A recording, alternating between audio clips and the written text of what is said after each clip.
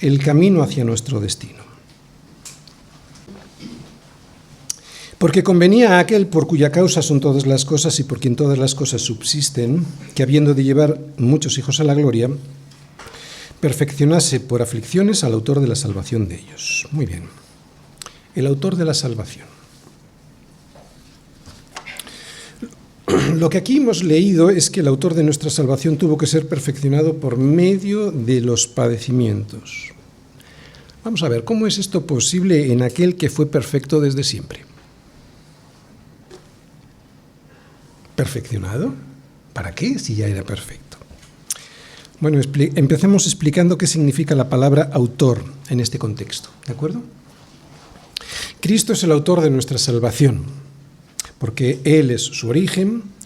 Cristo es el autor de nuestra salvación porque fue Él quien abrió el camino para llegar hasta la cruz, donde finalmente se consumó nuestra salvación. Cristo es el autor porque fue Él quien pasó primero por ese camino y es Él quien nos muestra cómo se camina por Él. El autor de la salvación, el camino de la salvación.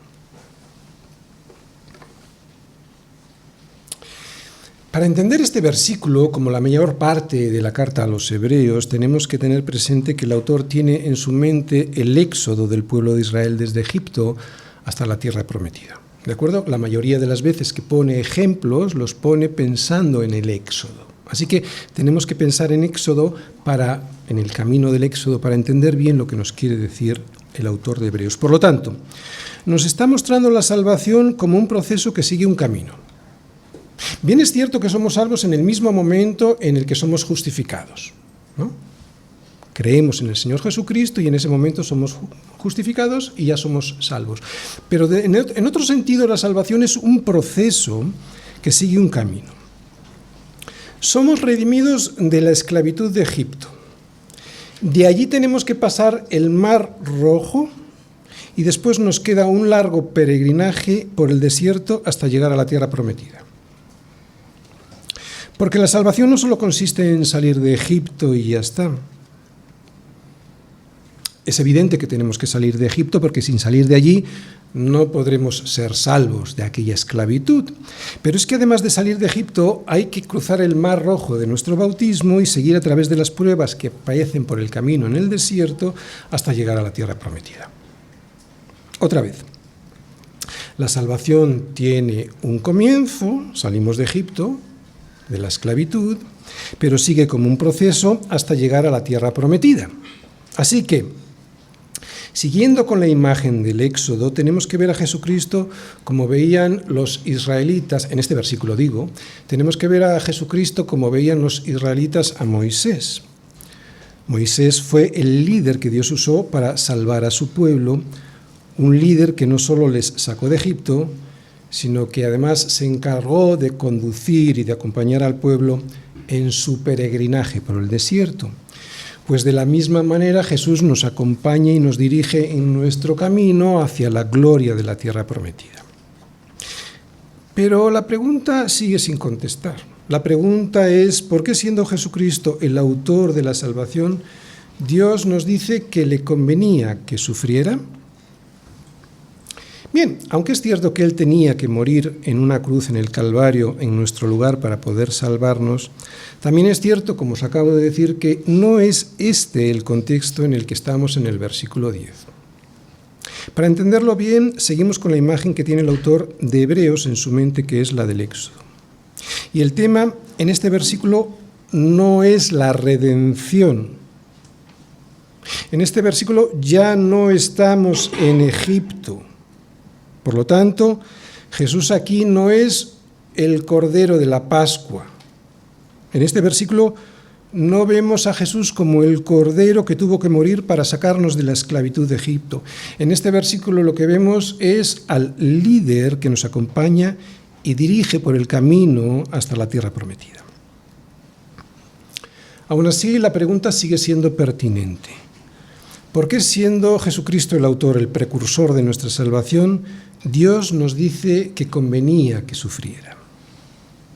Bueno, pues porque aunque tenemos muy claro el sufrimiento de Jesús en la cruz, Él también tuvo que sufrir como nuestro líder y pionero desde su encarnación, desde que nació, hasta el momento de la cruz y su ascensión a la gloria. Recordemos cómo es nuestro camino de salvación teniendo en cuenta que el autor de Hebreos está pensando en el Éxodo al hablar de ella. Israel fue rescatado de Egipto gracias al Cordero Pascual, sí, pero el proceso no se detuvo ahí, ¿verdad? No. Israel tuvo que ser probado durante 40 años por el desierto para finalmente entrar en la tierra prometida. En nuestro caso es similar.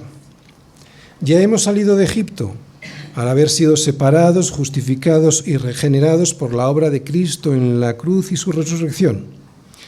Y hemos pasado el mar rojo de nuestro bautismo. ¿Qué hacemos ahora?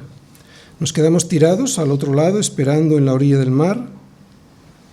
No. Nos queda un largo trecho hasta llegar a la tierra de la promesa. Y la pregunta es, ¿por qué hay que sufrir durante ese peregrinaje por el desierto? Lo vamos a ver ahora. El propósito del camino hacia la salvación. Pues el propósito está claro. Madurar. Madurar porque la nueva vida que recibimos como bebés espirituales necesita crecer hasta que lleguemos a la que siempre fue nuestra casa como hijos de Dios. ¿Y cómo se madura por el camino? ¿Cómo se madura por el camino? Pues siguiendo con la imagen del Éxodo, de la misma manera que lo hizo el pueblo de Israel por el desierto. Por medio de la persecución de nuestros enemigos, sufriendo el sol abrasador del camino y padeciendo por sed y por hambre, mediante cualquier medio que Dios considere que puede usar para hacer de nosotros crecer la santidad que necesitamos o para que nos demos cuenta que estamos muy lejos de ella y sigamos perseverando para tenerla. Pero, pastor, ¿de verdad es necesaria tanta disciplina? Pues en mi opinión, sí. Acordaos de la dureza del corazón del pueblo de Israel por el desierto. A pesar de las pruebas a las que estuvieron sometidos, muy pocos aprobaron el examen. Las pruebas son necesarias para saber si estamos realmente en Cristo. O decimos que estamos en Cristo, pero realmente no es así. No hay otra manera de crecer en santidad. Esa es mi experiencia. No hay otra manera de crecer en santidad. Además, debemos tener siempre presente que si soportamos la disciplina, Dios nos trata como a hijos, porque ¿qué hijo es aquel quien el Padre no disciplina?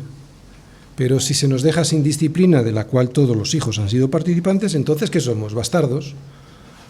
Bastardos y no hijos.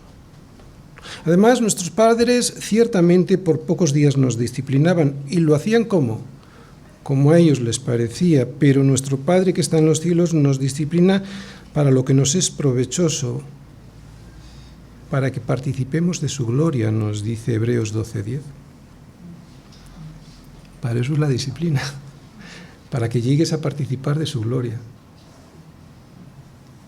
Así que no debiéramos quejarnos demasiado por las aflicciones.